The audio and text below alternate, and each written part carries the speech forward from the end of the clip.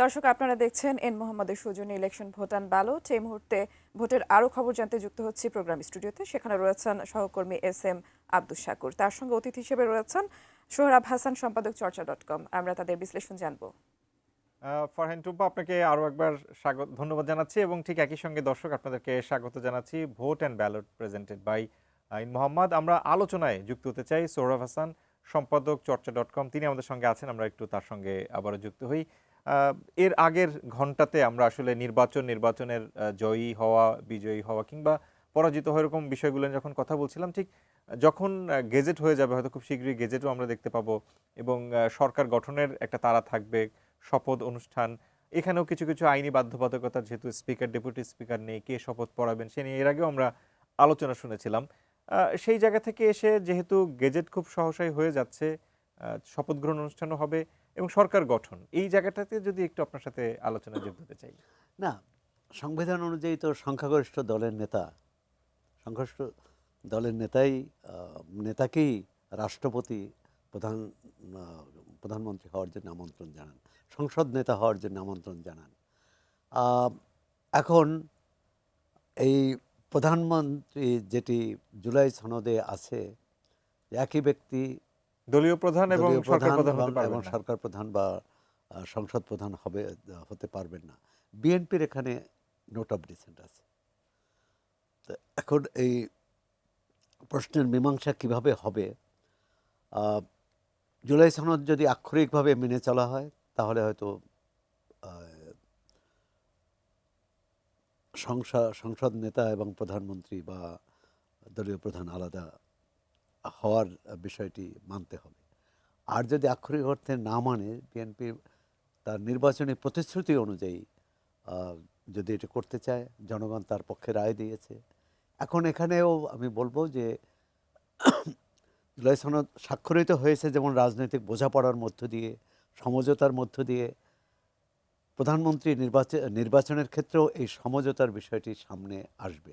এই সেক্ষেত্রে বিএনপি এর আগেই তারা যখন তাদের ৩১ দফা কিংবা তাদের যে ম্যানিফেস্টোতে যখন কথা বলছিল, তখন কিন্তু তারা এই বিষয়গুলোকে অ্যাড্রেস করেছেন খুব প্রপারলি। এখন সেক্ষেত্রে কি আসলে বিএনপি কোন পথে যাবে? মানে সে কি জুলাই সনদকে পুরোপুরি মানবে, নাকি সে তার যে ৩১ দফাকে মেনে চলবে? না, এখন হচ্ছে দীর্ঘদিনের আমাদের, যদি আক্ষরিক অর্থে বললাম যে আক্ষরিক অর্থ হতে আলাদা হতে, এখন আমাদের যে রাজনৈতিক দীর্ঘদিনের রেওয়াজ, নীতি, আমরা তো দলীয় প্রধানকেই প্রধানমন্ত্রী হিসাবে পেয়েছি। এখন এইভাবে আকস্মিকভাবে তাকে বাদ দেওয়া যাবে কিনা, বা বিএনপির চেয়ারম্যান যিনি, তিনি প্রধানমন্ত্রী হলেন, অন্য কাউকে দলের নেতৃত্ব দেওয়ার অবস্থায় বিএনপি আছে কিনা এটি, অথবা এই যে জুলাই সনদের যে প্রস্তাব যে একই ব্যক্তি হবেন না, এক্ষেত্রে বিএনপি সময় নেবে কিনা সেটাও আছে, যে নেতৃত্ব তৈরি করার জন্য। কারণ আমাদের এখানে রাজনৈতিক দলগুলোর যিনি প্রধান, তিনি সব কিছু নিয়ন্ত্রণ করেন। এখন এটা হতে পারে যে ক্ষমতার যে ভারসাম্য বা ক্ষমতার যে বন্টন, আর সেটি যদি আমরা দেখি, এটি তো আদর্শ অবস্থান। আমার এই জায়গাতে একটা প্রশ্ন জিজ্ঞেস, আমি জানি না খুব আর্লি বলে ফেলছি কিনা, তারপরেও হয়তো পরবর্তীতে ভুলে যেতে পারি। আমরা তো একটা জাতীয় সরকার নিয়েও আলোচনা করছিলাম অনেক সময়। এখন জাতীয় সরকারের কথায় আমি যাচ্ছি না, কিন্তু বিরোধী দলকে সরকারে রাখা কিংবা তাদের সেখান থেকে মন্ত্রী পরিষদে কাউকে সুযোগ দেয়া, এই বিষয়গুলোর চর্চা কি আমরা দেখতে পারি না, কিনা? এটা কিন্তু বিএনপি চেয়ারম্যান কোনো একটি বিদেশি সংবাদ মাধ্যমের সঙ্গে সাক্ষাৎকারে স্পষ্ট করেছেন যে বিএনপি যদি সংখ্যাগরিষ্ঠতা পায়, তাহলে জামাতকে নিয়ে সরকার গঠনের সম্ভাবনা নেই। এই প্রস্তাব তারা নাকচ করে দিয়েছেন এই যুক্তিতে, তাহলে সংসদে বিরোধী দল থাকবে না। তো বিরোধী দল না থাকলে সংসদ কার্যকর হবে না, পুরোপুরি নির্বাহী বিভাগের অনুগত হয়ে যাবে, এবং তাতে গণতন্ত্র টেকসই হবে না, গণতন্ত্র এগোবেও না। আর যে প্রশ্নটি এসেছে, জামাতের বাইরেও অনেক দল আছে যাদের শক্তি যতই দুর্বল হোক, তো সেই দলগুলোর নিয়ে করবে আমরা কি কিনা। শক্তি দুর্বল বলছি নাকি তাদের প্রতিনিধিত্ব কম বলছি? প্রতিনিধিত্ব কম। জি। আচ্ছা, একইভাবে বিএনপির বিএনপির কিন্তু আরেকটি প্রতিশ্রুতি আছে, সেটা লিখিত আছে কিনা জানি না, কিন্তু যে একসঙ্গে যাদের সঙ্গে আন্দোলন করেছে তাদের সঙ্গে নির্বাচন করবে এবং তাদের নিয়ে সরকারও গঠন করবে। এটাও এক ধরনের জাতীয় সরকার। তাই হতে পারে যে জামাতের বাইরের কাউকে নিয়েও তারা এ ধরনের সমঝোতার সরকার মানে ঐকমত্যের সরকার করতে পারে। অতীতে যেমন করেছে 2001 সালের নির্বাচনের পর জামাত তো 4 দলীয় জোট সরকার করেছে, সেখানে জামাতের 2জন মন্ত্রী ছিলেন। এখন এটিও দলের নিশ্চয়ই বিএনপি একটি গণতান্ত্রিক দল, সেই গণতান্ত্রিক দলীয় যে ফোরাম সেখানে আলোচনা হবে কি, যেমন ধরুন এই প্রধানমন্ত্রীর বিষয়ে দল যদি সিদ্ধান্তও নেয় বা বিরোধীরা জুলাই সনদে যেটা আছে, কিন্তু বিএনপির দলীয় ফোরাম যদি সেটা না মানে, যে দলীয় প্রধান এবং সরকার দলীয় প্রধান প্রধান একজনকেই সরকার তারা চাচ্ছেন। তা এই আমার মনে হয় যে ক্ষেত্রে বিরোধী দলের সাথে আলোচনা করেই একটা কি বলে একটা সন্তোষজনক সিদ্ধান্তে যাওয়া উচিত। মানে বৈরিতা তৈরি না করেও আরও অনেক বিষয় আছে, শুধু যে প্রধানমন্ত্রী এবং রাষ্ট্রপতি প্রধানমন্ত্রী সংসদ জুলাই নেতা সনদে তো এক শেষ দলের। পর্যন্ত 84টি বিষয়ে সন্নিবেশন করা হচ্ছে, যদি সবকিছু আমরা জানিও না। 84টির মধ্যে এটা আছে এবং বিএনপির একটা আপত্তি ছিল, তারপর শহীদ দিয়েছেন। আপত্তি ছিল যেসব বিষয়ে তারা আপত্তি জানিয়েছে সেই সব বিষয় সনদে আছে, আবার সাংবিধানিক আদেশেও আছে। তো সাংবিধানিক আদেশ নিয়ে তাদের আপত্তি, কারণ জুলাই সনদে যেহেতু আপত্তির কথাটা লেখা আছে, সাংবিধানিক আদেশে কিন্তু সেটি লেখা নেই। এখন সাংবিধানিক আদেশের বৈধতা পাবে আবার গণভোটের মাধ্যমে। গণভোটে বিএনপির অবস্থান কি জানি না, কিন্তু ভোটের যে হিসাব, সে হিসাব করলে তো সে বাস্তবায়ন হিসাব করতে করলে হবে। সে হিসাব করলে এটা প্রমাণিত হয় না যে বিএনপির সবাই মানে হায়ের হাতে পক্ষে হাতে দিয়েছে। হ্যায়ের পক্ষে দিয়েছে। হ্যাঁ, আবার সবাই যে নায়ের পক্ষে দিয়েছে তা না, তাহলে তো গণভোট হেরে যেত, অর্থাৎ নায়ের পক্ষেই পাল্লা ভারী হতো। কিন্তু এক্ষেত্রে একটা আলোচনা আমরা এর আগেই শুনেছিলাম, যেটা গণপরিষদ 180 দিন, না, এই বিষয়গুলো এটাও সাংবিধানিক আদেশে আছে যে এই যারা নির্বাচিত হবেন তারা 180 দিন গণপরিষদ হিসেবে কাজ করবে। এটা কি গণপরিষদ মোট 5 বছরের মধ্যে থাকবে নাকি এডিশনাল না 5 না না, বছর? 5 বছরের মধ্যে। ওকে। এরা 5 বছরের জন্য নির্বাচিত হয়েছেন। এখন তারা ঘোষণা করতে পারেন যে হ্যাঁ আমরা গণপরিষদ হিসেবে কাজ করছি। আচ্ছা। আবার বলা হয়েছে একই সঙ্গে জাতীয় সংসদ এবং গণপরিষদ একসঙ্গে থাকবে, মানে একইভাবে কাজ করবে। আর 1970 সালে যে নির্বাচন হয়েছিল পাকিস্তান আমলে, তখন তো বাংলাদেশ পাকিস্তানের অন্তর্ভুক্ত, সেই জাতীয় পরিষদে কিন্তু এরকম একটা বাধ্যবাধকতা ছিল নির্বাচনের সময়। LF4 নামে একটা লিগ্যাল ফ্রেম ওয়ার্ক জারি করেছিলেন তৎকালীন প্রেসিডেন্ট এবং সামরিক শাসক ইয়াহিয়া খান, যাতে বলা হয়েছিল যে 120 দিনের মধ্যে সংবিধান তৈরি করতে হবে। সংবিধান তৈরি না করলে তাহলে প্রেসিডেন্ট ওই সংসদ ভেঙেও দিতে পারে। আচ্ছা। তো এবারে কি হবে সেটা বলা কঠিন, কারণ তখন সামরিক শাসন ছিল, সামরিক শাসকের আইন নির্দেশে ছিল আইন। এবারে যেটি হবে, আরেকটি বিষয় যেটি আলোচনায় আসেনি, সংসদ সদস্যের শপথ নিলেন, শপথের পর সংসদ নেতাও নির্বাচিত করলেন। যে সংসদ নেতা যে নেতা হবেন তাকে রাষ্ট্রপতি প্রধানমন্ত্রী হওয়ার জন্য আমন্ত্রণও জানাবেন। তারপর রাষ্ট্রপতির মেয়াদ কি হবে? এখন যে রাষ্ট্রপতি তিনি যেভাবে যখন নির্বাচিত হয়েছেন তার কিন্তু আরো অনেক বেশি দিন থাকার কথা। কিন্তু মানে আমরা 5 এর বছর আগে পূর্ণ হয়নি। বিভিন্ন মাধ্যমে জেনেছি যে উনি থাকতে চাচ্ছেন না। বিভিন্ন রাষ্ট্রপতি বিদেশি সংবাদ সংস্থার কাছে এটাও বলেছেন যে তিনি থাকতে চান না, নির্বাচনের পর তিনি থাকতে চান না। তাহলে আরেকটি প্রশ্ন আসবে যে রাষ্ট্রপতি নির্বাচন মানে নতুন রাষ্ট্রপতি আসা, তিনি পদত্যাগ করবেন, যেহেতু তার মেয়াদ শেষ আছে হয়নি, এখনো, হ্যাঁ। তিনি পদত্যাগ করবেন, সংসদ নতুন রাষ্ট্রপতি নির্বাচিত করবে। আবার এখানেও একটি সমস্যা আছে। প্রধান উপদেষ্টার প্রেস সচিব প্রেস উইং থেকে জানানো হয়েছে যে বর্তমানে এবারে রাষ্ট্রপতির নতুন পদ্ধতিতে হবে।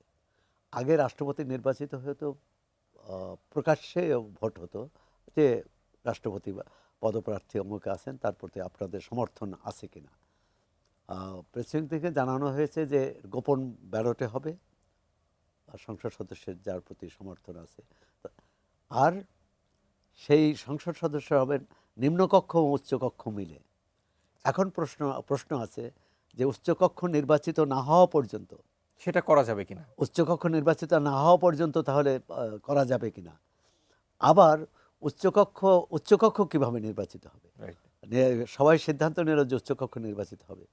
বিএনপির নির্বাচনী ইশতেহার আছে উচ্চকক্ষ হবে নিম্নকক্ষের ভোটের হিসাব, নিম্নকক্ষের আসনের প্রপোর্শনেটলি হবে, আসনের অনুপাতে।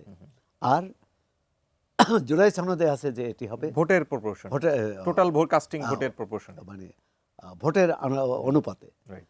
এখন এটা নিয়েও একটি বিরোধ তৈরি হতে পারে। সামনে অনেকগুলো আইনি বিরোধ, রাজনৈতিক বিরোধ এবং সাংবিধানিক বলবো না, কারণ এই সাংবিধানিক বিরোধের একটা সাংবিধানিক আদেশের মধ্য দিয়ে সমাধানের চেষ্টা হয়েছে। যদি ওটি আবার পরবর্তী সংসদ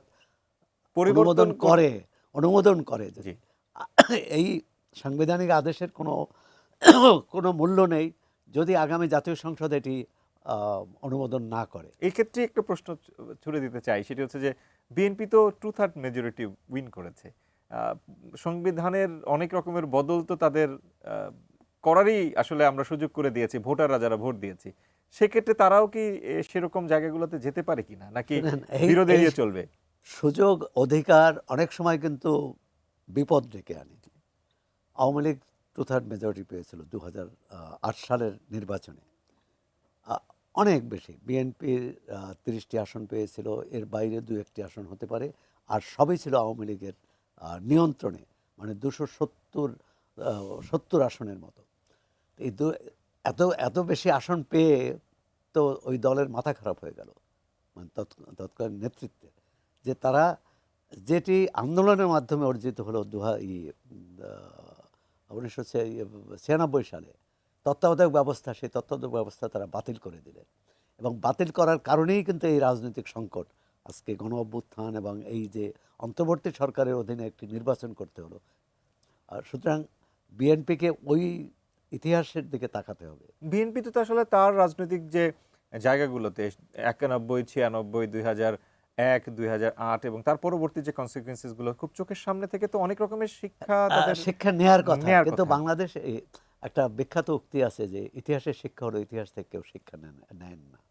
এখন আমরা আশা করব যে আওয়ামী লীগের যে এই 16 বছরের শাসন এবং এই শাসনের পরিণতি দেখে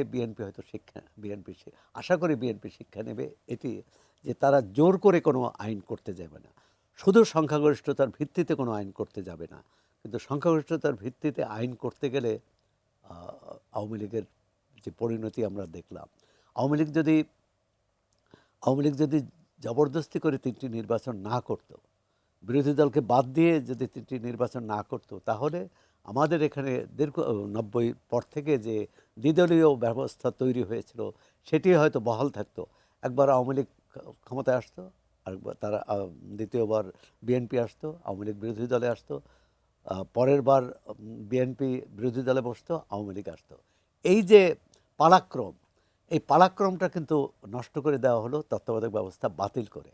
আর যে কারণে এবারের নির্বাচনে আওয়ামী লীগ নেই। হ্যাঁ, আওয়ামী লীগ বলতে পারে যে তাদেরকে নির্বাহী আদেশে তাদের কার্যক্রম নিষিদ্ধ করা হয়েছে, কিন্তু নির্বাহী আদেশে নিষিদ্ধ কোন প্রেক্ষাপটে হয়েছে? নিষিদ্ধ করাটা ন্যায় অন্যায় এই বিচার অন্য, কিন্তু তারা তো প্রেক্ষাপটই, এই দৃশ্যপটই নেই। আজকে যদি আওয়ামী লীগকে নির্বাচন থেকে বাদ দেয়া না হতো, তাহলেও যারা বাইরে আছে, যারা জেলখানায় আছে, তারা তো নির্বাচন করতে পারত না। এই জেলখানার বাইরে যাদের বিরুদ্ধে অভিযোগ নেই তারা হয়তো নির্বাচনটি করতে পারতো, আর যেমন জাতীয় পার্টি করেছে। কিন্তু জাতীয় পার্টি তো একটাও আসন পায়নি। আওয়ামী লীগের ক্ষেত্রে সেটা হতো না, কারণ আওয়ামী লীগের শক্ত ঘাঁটি আছে অনেক জায়গায়, গোপালগঞ্জ, ফরিদপুর, মাদারীপুর, শরীয়তপুর। জাতীয় পার্টির ক্ষেত্রে তো রংপুর একটা সময় তাদের দুর্গভাব এক সময় ছিল, সেটা তো অনেক দলের নেতা তো একটা বড় বিষয়। তখন দলের নেতা ছিলেন এরশাদ, এবং জাতীয় পার্টি তো এখনও এরশাদের নামেই চলে।